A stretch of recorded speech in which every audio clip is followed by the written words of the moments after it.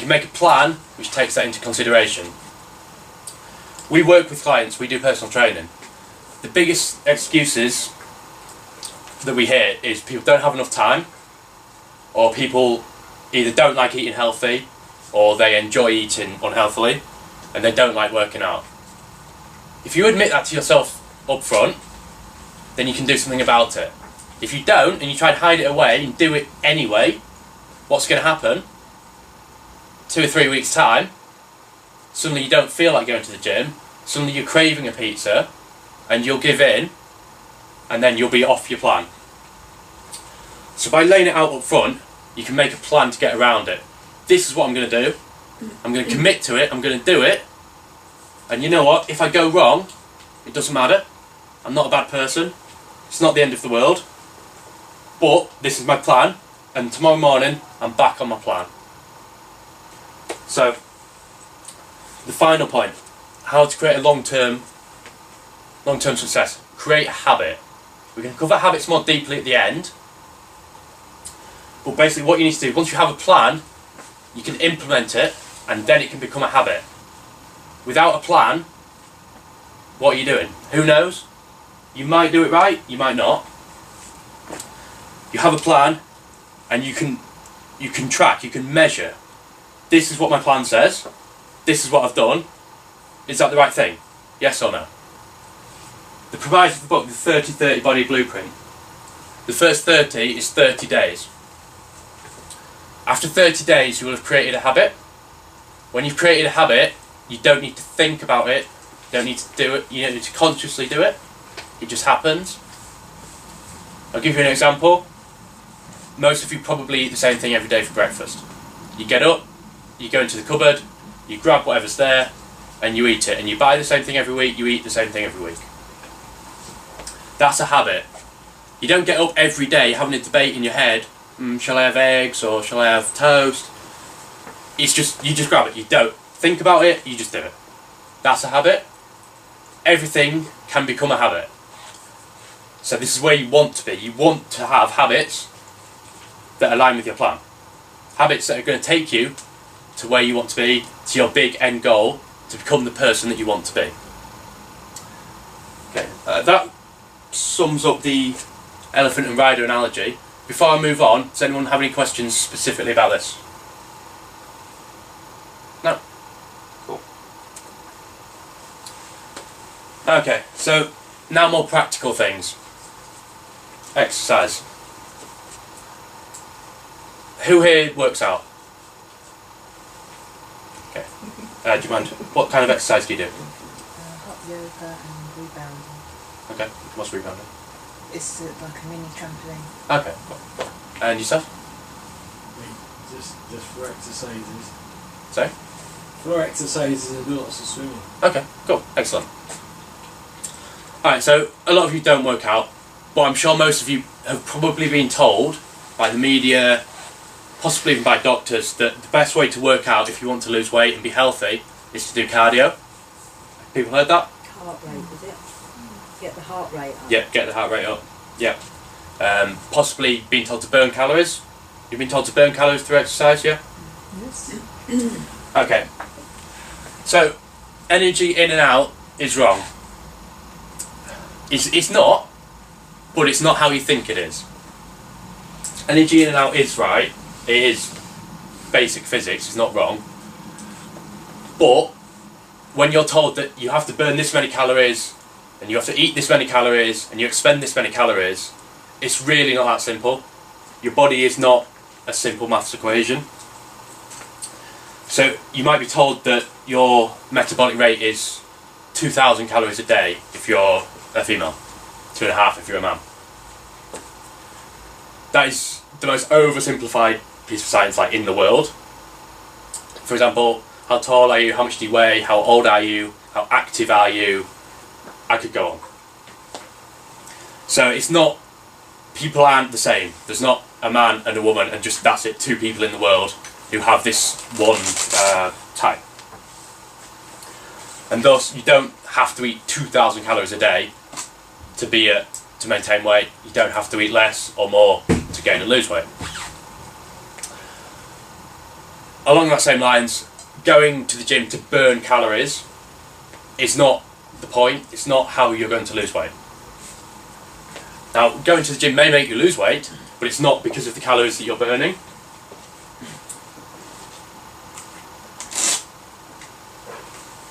When you're in the gym and you're working out, say you're on a treadmill or a cross trainer, and it tells you how many calories you're burning, you sit there for an hour and you burn 400 calories. The thing that it doesn't tell you is if you'd laid on your sofa with your feet up, you'd have burnt about 300 calories just from living, breathing, keeping your body ticking over and your hormones spinning. This is why trying to use exercise to burn energy it's not going to work, because it's going to make such a minimal difference. You could go to the gym for an hour and you're going to end up eating more anyway, because you're going to be hungry, and then you're back at neutral anyway. So,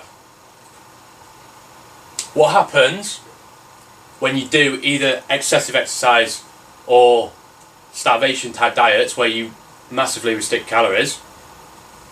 Somebody mentioned it as a question, I think. Yeah, yo-yo diet and metabolism.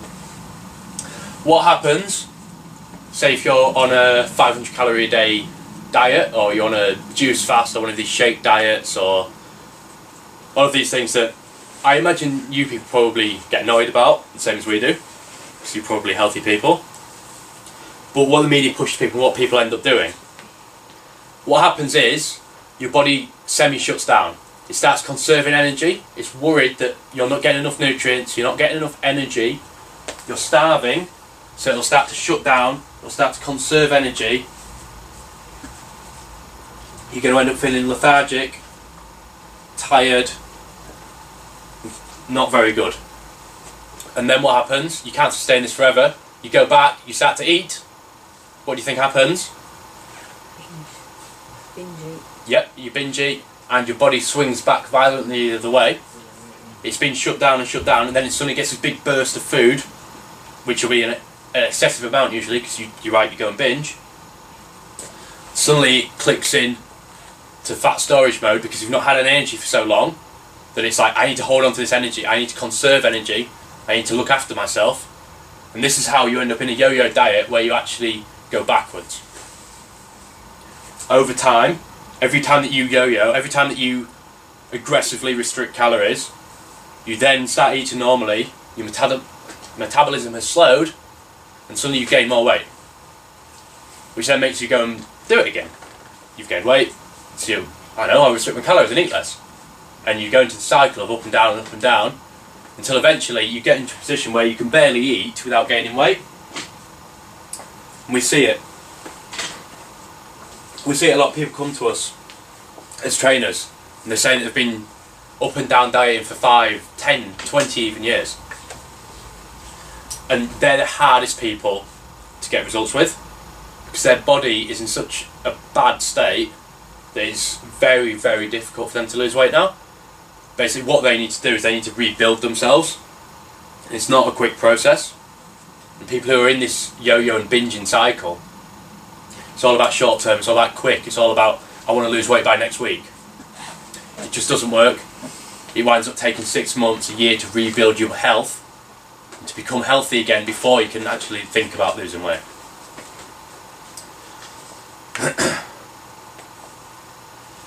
Okay, so over-exercising, very similar thing. Like I said before, trying to burn calories is a pretty pointless exercise. What it also does, especially if you're doing lots and lots of cardio exercise, is it's stressful for your body. Exercise is a stressor. Now I'm sure most of you know a little bit of a stressor is a good thing, a lot of a stressor is a bad thing. It's true of anything. It's how vaccinations work, it's how exercise works, it's how a lot of things work. So what happens? What happens, do you think, if you do 2 hours a day, 7 days a week of running on a treadmill? Anybody? What do you think happens? Hurt the joints. Yeah, it'll hurt the joints. What did someone else say? This is not natural. Calories. Yeah, it will burn calories, but that's not really the point. It's not Like natural. Stress. It's stress, that's it. It's very stressful. Stress in small doses is good. Stress in large doses is bad. So when you start doing it chronically, you're doing this every single day, you go in, you're trudging along on your treadmill for 2 hours. It's stressful. Your body doesn't like it. You seem offended by the whole idea of walking on a treadmill for 2 hours.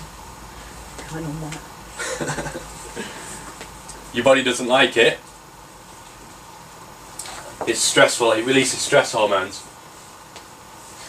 It tells your body that you're in a stressful situation. It panics. And it kicks in your fight or flight system, your adrenaline. And all of these hormones, short term, great, fight or flight, let's run away, let's fight, happy days. Long term, when it's all day long, which is also compounded by people's general stressful lives, stressful jobs, long working hours, when it becomes chronic, you just get a massive overburden of these hormones. And what these hormones also do, cortisol specifically, it makes you store fat. It makes you less insulin sensitive, get it the right way, less insulin sensitive, which again will make you store fat. So over-exercising, in a way, can actually make you store fat, which sounds counterintuitive, and it is to an extent. What will often happen, excuse me, especially if people are restricting calories as well, is they will lose weight, but their body fat percentage will go up, because they're not actually losing any fat. What they're doing is they're just burning muscle off, and they're just wasting away, basically. They're semi-starving. They end up with the same amount of fat, less body weight, and there's actually a higher body fat percentage. So they essentially wind up being fatter by not eating enough and over-exercising. As counterintuitive as that sounds, it's not a good place to be. So, how should you work out? Has anybody ever been to the gym? Yes? Ever lifted weights? Yeah. Yep. Super. So, we would say, and this is our specific area of expertise, that lifting weights is absolutely the best thing you can do. It is the best way to work out, and it should be the first and the foremost thing that you do. You can worry about anything else afterwards, but if you want to be as healthy, as lean, and as fit as possible, lift weights. Okay? So why would you lift weights? A few reasons. Most of them are to do with your hormones. Now I'm sure most of you probably know, hormones dictate everything that happens in your body. Yeah? So if your hormones are telling you to burn fat, you'll burn fat. So they're telling you to store fat, you'll store fat. So, you lift weights, it sets off hormones such as growth hormone, testosterone, which tell you to burn fat. So that is the biggest reason relating to losing weight why you should lift weights. Other reasons, as you increase muscle mass, bone density, connective tissue strength, you're increasing your lean body mass, which means that you have more of you, more bone, more muscle, more everything. So you're going to burn more energy, full stop. At rest, during activity, when you're asleep, you'll burn more energy because there's more of you to sustain. Okay? So what you end up doing is by going to the gym, by working out, by gaining a little bit of muscle and bone density, it's so much easier to then maintain any weight loss because you're burning more calories all of the time. What about Pilates? Pilates is okay. It depends on how you're doing it. So in a group class, it's not very progressive.